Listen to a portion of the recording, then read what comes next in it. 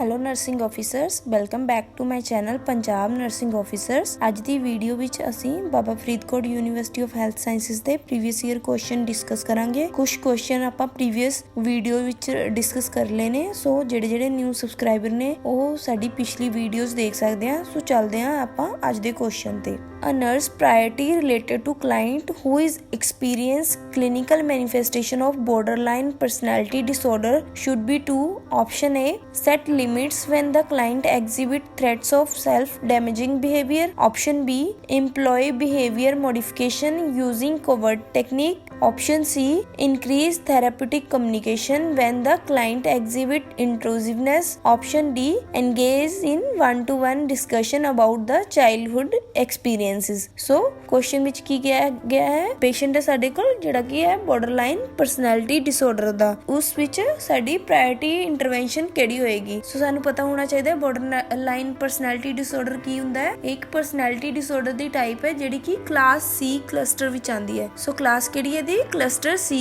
Of personality disorder. ਇਸ ਵਿੱਚ ਹੁੰਦਾ ਕੀ ਹੈ ਕਿ ਇਨਸਟੇਬਿਲਿਟੀ ਇਨ ਦਾ ਇੰਟਰਪਰਸਨਲ ਰਿਲੇਸ਼ਨਸ਼ਿਪ, ਅਨਸਟੇਬਲ ਮੂਡ ਹੋਏਗਾ ਪੇਸ਼ੈਂਟ ਦਾ, ਤੇ ਇੰਪਲਸਿਵ ਤੇ ਅਨਪ੍ਰੈਡਿਕਟੇਬਲ ਬਿਹੇਵੀਅਰ ਹੋਏਗਾ, ਜਿਸ ਵਿੱਚ ਕਿਆ ਹੋ ਸਕਦੇ ਆ ਅਨਕਲੀਅਰ ਆਇਡੈਂਟੀਟੀ, ਐਕਸਟ੍ਰੀਮ ਸ਼ਿਫਟ ਇਨ ਮੂਡ, ਅਰਲੀ ਆਰਗੂਮੈਂਟੇਟਿਵ ਹੋਏਗਾ ਪੇਸ਼ੈਂਟ, ਤੇ ਸੈਲਫ ਡਿਸਟਰਕਟਿਵ ਬਿਹੇਵੀਅਰ ਹੋਏਗਾ ਪੇਸ਼ੈਂਟ ਦਾ। ਸੋ ਇਹਨਾਂ ਵਿੱਚੋਂ ਕਿਹੜੀ ਆਪਸ਼ਨ ਸਾਡੀ ਰਾਈਟ ਹੋਏਗੀ। ਸਭ ਤੋਂ ਜ਼ਿਆਦਾ ਬਾਰਡਰਲਾਈਨ ਪਰਸਨੈਲਿਟੀ ਡਿਸਆਰਡਰ ਵਿੱਚ ਸੈਲਫ ਡਿਸਟਰਕਟਿਵ ਬਿਹੇਵੀਅਰ ਹੁੰਦਾ ਹੈ। ਸੁਸਾਈਡਲ ਟੈਂਡੈਂਸੀ ਵੀ ਪੇਸ਼ੈਂਟ ਨੂੰ ਜ਼ਿਆਦਾ ਹੁੰਦੀ ਹੈ। ਸੋ ਸਾਡੀ ਆਪਸ਼ਨ A ਰਾਈਟ ਹੋਏਗੀ, set limit when the client exhibit threat of self damaging behaviour. ਠੀਕ ਹੈ, ਜਦੋਂ ਪੇਸ਼ੈਂਟ ਆਪਣੇ ਆਪ ਨੂੰ ਹਾਰਮ ਪਹੁੰਚਾਉਣ ਦੀ ਕੋਸ਼ਿਸ਼ ਕਰ ਰਿਹਾ ਉਦੋਂ ਆਪਾਂ ਲਿਮਿਟ ਸੈੱਟ ਕਰਨੀਆਂ ਨੇ ਪੇਸ਼ੈਂਟ ਲਈ। ਲਿਮਿਟ ਸੈੱਟ ਕਰਨੀਆਂ ਮੀਨਸ ਕਿ ਪੇਸ਼ੈਂਟ ਨੂੰ ਕਲੀਅਰ ਤੇ ਕੰਸਾਈਜ਼ ਸਟੇਟਮੈਂਟ ਦੇਣੀ ਹੈ, ਡਾਇਰੈਕਟ ਸਟੇਟਮੈਂਟ ਦੇਣੀ ਹੈ, ਤੇ ਪੇਸ਼ੈਂਟ ਨੂੰ ਕਹਿਣਾ ਹੈ ਕਿ ਜੋ ਤੁਹਾਡਾ ਬਿਹੇਵੀਅਰ ਹੈ ਇਹ ਅਸੈਪਟੇਬਲ ਨਹੀਂ ਹੈ। So right answer is option A। Priority ਸਾਡੀ ਪੇਸ਼ੈਂਟ ਦੀ ਸੇਫਟੀ ਹੋਏਗੀ। ਠੀਕ ਹੈ, ਤੇ ਜਿਹੜੀਆਂ ਅਦਰਸ ਆਪਸ਼ਨ ਨੇ ਜਿਵੇਂ employ behaviour modification using covert technique. Covert technique ਕੀ ਹੁੰਦੀ ਹੈ ਕਿ ਬਿਹੇਵੀਅਰ ਥੈਰੇਪੀ ਹੈ ਜਿਹਦੇ ਵਿੱਚ ਆਪਾਂ ਕੀ ਕਰਦੇ ਹਾਂ ਕਿ ਜਿਹੜਾ ਅਨਡਿਜ਼ਾਇਰੇਬਲ ਬਿਹੇਵੀਅਰ ਹੈ ਉਸਦੇ ਕੌਨਸੀਕੁਐਂਸਿਸ ਆਪਾਂ ਪੇਸ਼ੈਂਟ ਨੂੰ ਦੱਸਦੇ ਹਾਂ ਕਿ ਅਗਰ ਤੁਸੀਂ ਐਵੇਂ ਦਾ ਬਿਹੇਵੀਅਰ ਕਰੋਗੇ ਤਾਂ ਕੀ ਹੋਏਗਾ। ਠੀਕ ਹੈ, ਫੋਰ ਐਗਜ਼ਾਮਪਲ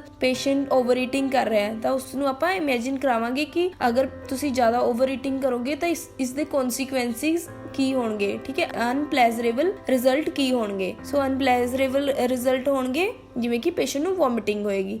ਸੋ ਪੇਸ਼ੈਂਟ ਨੂੰ ਆਪਾਂ ਇਮੇਜਿਨ ਕਰਵਾਉਣਾ ਹੈ। ਹੁਣ ਚੱਲਦੇ ਆਪਾਂ ਨੈਕਸਟ ਜਿਹੜੀ C ਆਪਸ਼ਨ ਸੀ। C ਆਪਸ਼ਨ ਵਿੱਚ ਕੀ ਹੈ ਕਿ increase ਥੈਰੇਪਿਊਟਿਕ communication van the client ਐਗਜ਼ਿਬਿਟ ਇੰਟਰੂਸਿਵਨੈਸ। ਇੰਟਰੂਸਿਵਨੈਸ means ਕੀ ਹੁੰਦਾ ਹੈ ਕਿ ਐਗਰੈਸਿਵਨੈਸ ਔਰ ਕਮਿੰਗ ਵਿਦਆਊਟ ਇਨਵੀਟੇਸ਼ਨ। ਸੋ ਪੇਸ਼ੈਂਟ ਐਗਰੈਸਿਵ ਹੋ ਰਿਹਾ ਤੇ ਜਿਹੜੀ ਵੀ ਤੁਸੀਂ ਗੱਲ ਕਰ ਰਹੇ ਹੋ ਉਸ ਵਿੱਚ ਮਤਲਬ ਐਂਟਰ ਹੋਣ ਦੀ ਕੋਸ਼ਿਸ਼ ਕਰ ਰਿਹਾ। ਸੋ ਉਸ ਵਿੱਚ ਆਪਾਂ ਕਿਹੜੀ ਟੈਕਨੀਕ ਯੂਜ਼ ਕਰਨੀ ਹੈ, ਥੈਰੇਪਿਊਟਿਕ ਟੈਕਨੀਕਸ ਵਿੱਚ ਕੀ ਆਉਂਦਾ ਹੈ ਸਾਡਾ active listening, silence, focusing, open ended question ਪੁੱਛ ਸਕਦੇ ਆ, ਕਲੈਰੀਫਿਕੇਸ਼ਨ, ਪੈਰਾਫਰੇਜ਼ਿੰਗ ਵਗੈਰਾ। ਨੈਕਸਟ ਆਪਸ਼ਨ ਕੀ ਸੀ, engage in one to one discussion about childhood illnesses। ਇਹ ਤਿੰਨੋਂ ਜਿਹੜੀਆਂ B, C ਤੇ D ਆਪਸ਼ਨਸ ਨੇ ਇਹ ਵੀ ਆਪਾਂ ਪੇਸ਼ੈਂਟ ਲਈ ਕਰਾਂਗੇ, ਬਟ ਇਹ ਪ੍ਰਾਇੋਰਟੀ ਇੰਟਰਵੈਂਸ਼ਨ ਨਹੀਂ ਹੈ। ਸੋ ਸਾਡੀ ਪ੍ਰਾਇੋਰਟੀ ਇੰਟਰਵੈਂਸ਼ਨ ਹੈ set limit when the client exhibit threat of self damaging behaviour. Patient ਦੀ ਸੇਫਟੀ ਨੂੰ ਆਪਾਂ ਪ੍ਰਾਇੋਰਟੀ ਦੇਣੀ ਹੈ। ਸੋ ਚੱਲਦੇ ਆਪਾਂ ਨੈਕਸਟ ਕੁਐਸਚਨ ਦੀ ਤਰਫ। Amylase has all of the following properties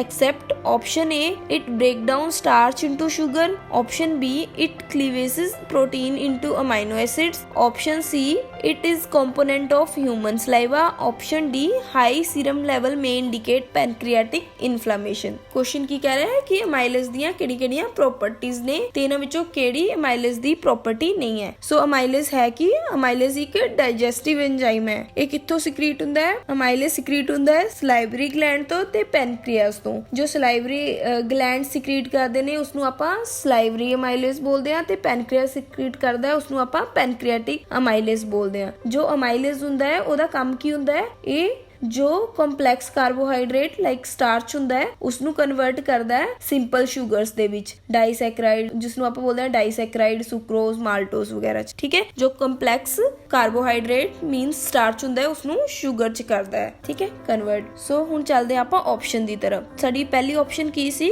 it break down the starch into sugar. So ਇਹੀ ਆਪਾਂ ਡਿਸਕਸ ਕਰਿਆ ਕਿ ਸਟਾਰਚ ਨੂੰ ਬ੍ਰੇਕ ਡਾਊਨ ਕਰਦਾ ਇਨਟੂ ਸਿੰਪਲ ਸ਼ੂਗਰ। ਸੋ ਇਹ ਸਾਡੀ amylase ਦੀ ਪ੍ਰੋਪਰਟੀ ਹੈ, ਰਾਈਟ ਸਟੇਟਮੈਂਟ ਹੈ। ਨੈਕਸਟ ਨੈਕਸਟ ਕੀ ਹੈ, it cleaves protein into amino acid. Protein ਨੂੰ ਅਮਾਈਨੋ ਐਸਿਡ ਚ ਕੌਣ ਕਨਵਰਟ ਕਰਦਾ ਹੈ, ਇਹ ਪੈਪਸਿਨ ਕਰਦਾ ਹੈ, ਜਿਹੜਾ ਕਿ ਕਿੱਥੇ ਪ੍ਰੈਜ਼ੈਂਟ ਹੁੰਦਾ ਹੈ, ਇਨ ਸਟਮਕ। ਸੋ ਇਹ ਸਾਡੀ ਰੋਂਗ ਸਟੇਟਮੈਂਟ ਹੈ ਅਮਾਈਲੇਜ਼ ਦੇ ਲਈ। ਸੋ ਰਾਈਟ ਆਪਸ਼ਨ ਸਾਡੀ ਆਪਸ਼ਨ ਬੀ ਹੈ। ਤੇ ਥਰਡ ਕੀ ਹੈ ਆਪਸ਼ਨ ਸਾਡੇ ਕੋਲ, it is a component of human saliva. So ਜਿਵੇਂ ਕਿ ਆਪਾਂ ਡਿਸਕਸ ਕਰਿਆ ਹੈ ਕਿ ਅਮਾਈਲੇਜ਼ ਕਿੱਥੋਂ ਸਕ੍ਰੀਟ ਹੁੰਦਾ ਹੈ, ਇਹ ਸਲਾਈਵਰੀ ਗਲੈਂਡ ਤੋਂ ਤੇ ਪੈਨਕ੍ਰੀਆਸ ਤੋਂ। ਸੋ ਸਲਾਈਵਰੀ ਗਲੈਂਡ ਤੋਂ ਸਲਾਈਵਾ ਦੇ ਵਿੱਚ ਹੁੰਦਾ ਹੈ। So it is a component of human saliva.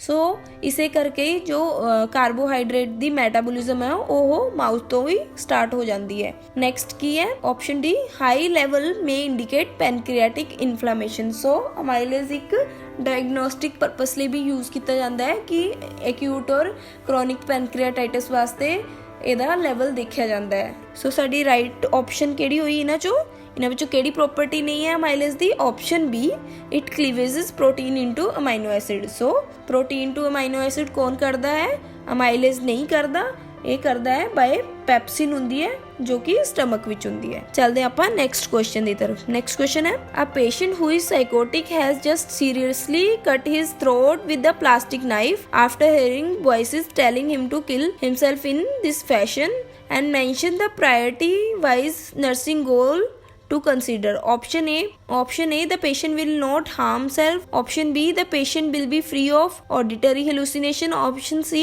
the patient condition will be stabilized. Condition D, the patient is identify new coping strategy. ਇਹਨਾਂ ਵਿੱਚੋਂ ਆਪਾਂ ਆਰਡਰ ਸਿਲੈਕਟ ਕਰਨੇ ਨੇ ਪ੍ਰਾਇੋਰਟੀ ਬੇਸਿਸ ਤੇ। ਸਾਡੀ ਇਹ ਆਪਸ਼ਨ ਚ ਕੀ ਹੈ, CABD। ਆਪਸ਼ਨ ਬੀ ਚ ਕੀ ਹੈ, ACDB। Option C BCDA। Option D DBAC। ਕੀ ਹੈ ਕਿ ਪੇਸ਼ੈਂਟ ਨੂੰ ਹੈਲੂਸੀਨੇਸ਼ਨ ਹੋ ਰਹੀ ਹੈ। ਹੈਲੂਸੀਨੇਸ਼ਨ ਚ ਕੀ ਹੋਇਆ ਕਿ ਉਸਨੂੰ ਸੁਣ ਰਿਹਾ ਹੈ ਕਿ ਉਸਨੇ ਆਪਣਾ ਗਲਾ ਕੱਟਣਾ ਹੈ ਤੇ ਗਲਾ ਉਸਨੇ ਆਪਣੇ ਗਲੇ ਥ੍ਰੋਟ ਦੇ ਵਿੱਚ ਪਲਾਸਟਿਕ ਨਾਈਫ ਇਨਸਰਟ ਕੀਤਾ ਹੈ, ਜਿਹੜਾ ਕਿ ਹੈਲੂਸੀਨੇਸ਼ਨ ਦੇ ਕਾਰਨ ਉਸਨੂੰ ਕਮਾਂਡ ਮਿਲੀ ਹੈ। ਸੋ ਸਾਡੀ ਪ੍ਰਾਇੋਰਟੀ ਇੰਟਰਵੈਂਸ਼ਨ ਕੀ ਹੋਏਗੀ, ਸਭ ਤੋਂ ਪਹਿਲਾਂ ਆਪਾਂ ਕੀ ਕਰਾਂਗੇ, ਸਭ ਤੋਂ ਪਹਿਲਾਂ ਆਪਾਂ ਪੇਸ਼ੈਂਟ ਦੀ ਅਸੀਂ ਫਿਜ਼ੀਕਲ ਕੰਡੀਸ਼ਨ ਸਟੇਬਲਾਈਜ਼ ਕਰਾਂਗੇ। ਸੋ ਸਭ ਤੋਂ ਪਹਿਲਾਂ ਕੀ ਆਏਗਾ, ਆਪਸ਼ਨ C। ਤੇ ਉਸ ਤੋਂ ਬਾਅਦ ਕੀ ਕਰਾਂਗੇ, ਆਪਾਂ ਇੰਸ਼ੋਰ ਕਰਾਂਗੇ ਕਿ ਪੇਸ਼ੈਂਟ ਆਪਣੇ ਆਪ ਨੂੰ ਹੋਰ ਹਾਰਮ ਨਾ ਪਹੁੰਚਾਏ। C ਤੋਂ ਬਾਅਦ ਕੀ ਆਏਗਾ, ਆਪਸ਼ਨ A। ਤੇ ਉਸ ਤੋਂ ਬਾਅਦ ਕੀ ਹੈ ਕਿ ਆਪਾਂ ਪੇਸ਼ੈਂਟ ਨੂੰ ਆਡਿਟਰੀ ਹੈਲੂਸੀਨੇਸ਼ਨ ਤੋਂ ਫ੍ਰੀ ਕਰਨਾ ਹੈ। ਆਪਾਂ ਉਸ ਦਾ এনवायरमेंट ਚੇਂਜ ਕਰਨਾ ਹੈ ਤਾਂ ਕਿ ਜੋ ਹੈਲੂਸੀਨੇਸ਼ਨ ਉਸਨੂੰ ਆਵਾਜ਼ਾਂ ਸੁਣ ਰਹੀਆਂ ਨੇ ਉਹਨਾਂ ਤੋਂ ਆਪਾਂ ਪੇਸ਼ੈਂਟ ਨੂੰ ਫ੍ਰੀ ਕਰਿਆ ਜਾਏ। ਤੇ ਨੈਕਸਟ ਆਪਾਂ ਕੀ ਕਰਾਂਗੇ, ਦਾ ਪੇਸ਼ੈਂਟ ਵਿਲ ਆਇਡੈਂਟੀਫਾਈ ਨਿਊ। ਫਿਰ ਉਸ ਤੋਂ ਬਾਅਦ ਆਪਾਂ ਪੇਸ਼ੈਂਟ ਨੂੰ ਦੱਸਾਂਗੇ ਕਿ ਕੋਪਿੰਗ ਸਟ੍ਰੈਟੇਜੀਜ਼ ਕੀ ਕਰਨੀਆਂ ਨੇ ਤਾਂ ਕਿ ਪੇਸ਼ੈਂਟ ਦੀ ਵੈਲਬੀਇੰਗ ਮੇਨਟੇਨ ਰਹੇ। ਸੋ ਸਾਡੀ ਕਿਹੜੀ option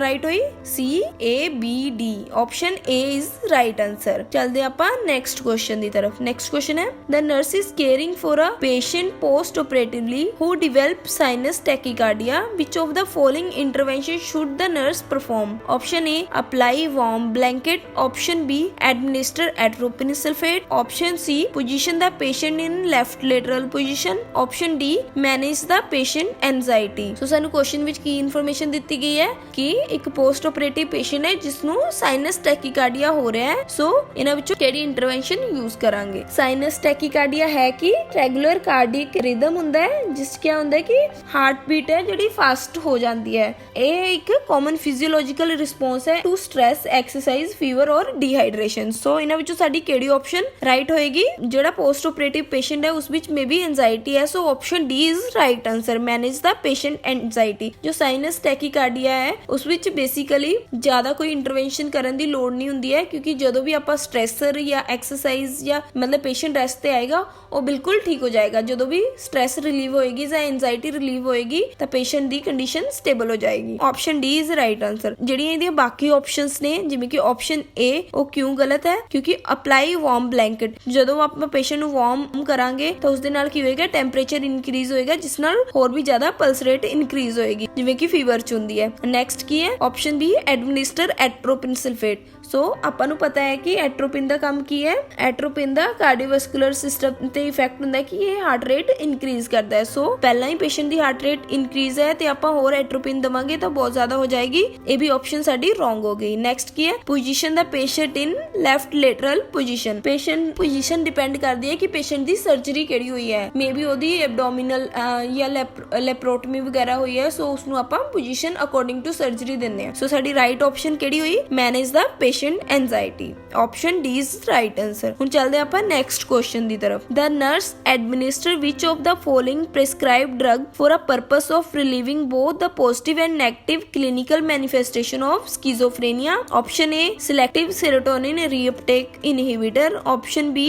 dopaminergic. Option C anxiolytic. Option D sedative. Question which की इन्फॉर्मेशन दी गई है कि पेशेंट है जिसनू स्किज़ोफ्रेनिया है तो उसदे पॉजिटिव ते नेगेटिव सिम्पटम रिड्यूस करन लई आपां किहड़ी ड्रग यूज करांगे। स्किज़ोफ्रेनिया है की है कि ग्रुप ऑफ मेंटल डिसऑर्डर है जिस विच क्या हुंदा है साइकोटिक फीचर हुंदे ने जिवें कि हैलुसिनेशन होएगी, डिल्यूजन होएगा या पेशेंट दी थॉट प्रोसेस डिस्टर्ब होएगी ते इंटरपर्सनल रिलेशनशिप डिस्टर्ब होएगी। सो इस विच की हुंदा है कि disturbance in patient ability to think, feel and behave. So इसदे पॉजिटिव ते नेगेटिव सिम्पटम की ने। सो आपां इन्हां नूं किवें याद रखना है, ये भी क्वेश्चन बहुत बार पूछा गया एग्जाम विच। एग्जामिनर तुहानू ऑप्शन दे देगा कि इन्हां विचों किहड़ा पॉजिटिव सिम्पटम नहीं है। सो आपां इन्हां नूं किवें आइडेंटिफाई करना है, पॉजिटिव सिम्पटम ते नेगेटिव सिम्पटम। पॉजिटिव सिम्पटम्स मीनस आपां याद रखना है कि पेशेंट दी पर्सनैलिटी च कुछ ऐड होया है, जिवें कि हेलुसिनेशन, डिल्यूजन हो रहा है पेशेंट नूं, या उहदी स्पीच है जो डिसऑर्गेनाइज्ड हो रही है, बिजारे बिहेवियर हो रहा है, ठीक है, कुछ ऐड हो रहा है। ते जिहड़े नेगेटिव सिम्पटम ने जिवें कि ब्लंटेड इफेक्ट। ब्लंटेड इफेक्ट मतलब कि पेशेंट दा खुशी या गमी च कोई इफेक्ट नहीं है।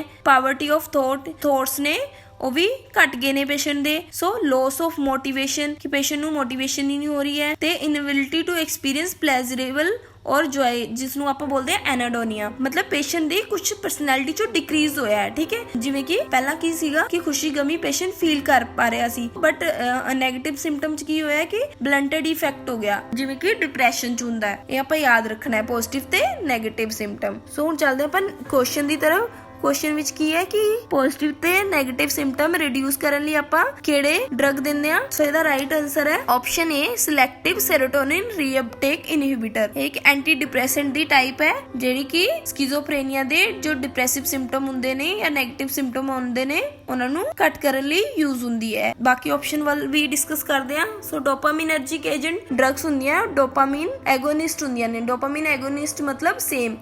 सो आपां नूं सारिਆਂ ਨੂੰ पता है कि स्किज़ोफ्रेनिया च की हुंदा है कि ਐਬਨੋਰਮਲ ਲੈਵਲ ਆਫ ਡੋਪਾਮਾਈਨ ਹੁੰਦੇ ਆ। ਜੇ ਆਪਾਂ ਡੋਪਾਮਾਈਨਰਜਿਕ ਏਜੰਟ ਦੇਵਾਂਗੇ ਤਾਂ ਹੋਰ ਵੀ ਜ਼ਿਆਦਾ ਡੋਪਾਮਾਈਨ ਦਾ ਲੈਵਲ ਇਨਕਰੀਜ਼ ਹੋ ਜਾਏਗਾ। ਸੋ ਸਿੰਪਟਮ ਹੋਰ ਵਧਣਗੇ। ਸੋ ਇਹ ਆਪਸ਼ਨ ਸਾਡੀ ਰੋਂਗ ਹੋ ਗਈ। ਨੈਕਸਟ ਕੀ ਹੈ ਐਂਜ਼ੋਲਾਈਟਿਕ। ਐਂਜ਼ੋਲਾਈਟਿਕ ਏਜੰਟ ਹੁੰਦੇ ਆ ਜੋ ਐਂਜ਼ਾਈਟੀ ਰਿਡਿਊਸ ਕਰਨ ਲਈ ਯੂਜ਼ ਹੁੰਦੇ ਆ, ਜਿਨ੍ਹਾਂ 'ਚ ਕੀ ਆਉਂਦਾ ਹੈ ਬੈਂਜ਼ੋਡਾਇਜ਼ੇਪਾਈਨ ਵਗੈਰਾ। ਸੋ ਇਹ ਵੀ ਆਪਸ਼ਨ ਸਾਡੀ ਰੋਂਗ ਹੋ ਗਈ ਤੇ ਸੈਡੇਟਿਵ ਆਪਾਂ ਸਕਿਜ਼ੋਫਰੇਨੀਆ 'ਚ ਨਹੀਂ ਦਿੰਦੇ। ਸੋ ਸਾਡੀ ਰਾਈਟ ਆਪਸ਼ਨ ਹੈ ਸਿਲੈਕਟਿਵ ਸੈਰੋਟੋਨਿਨ ਰੀਅਪਟੇਕ ਇਨਹਿਬਿਟਰ SSRI ਆਪਾਂ ਇਹਨਾਂ ਨੂੰ ਬੋਲਦੇ ਹਾਂ। ਹੁਣ ਚੱਲਦੇ ਹਾਂ ਆਪਾਂ ਨੈਕਸਟ ਕੁਐਸਚਨ ਦੀ ਤਰਫ। A terminally ill patient's husband stated that I wish we would have not cancelled our trip last year and I kept putting it off and how I feel bad about it. The nursing student interpret the statement indicating which of the following stages of adaptation to dying. Option A depression, option B anger, option C denial, option D bargaining. Question ਵਿੱਚ ਸਾਨੂੰ ਕੀ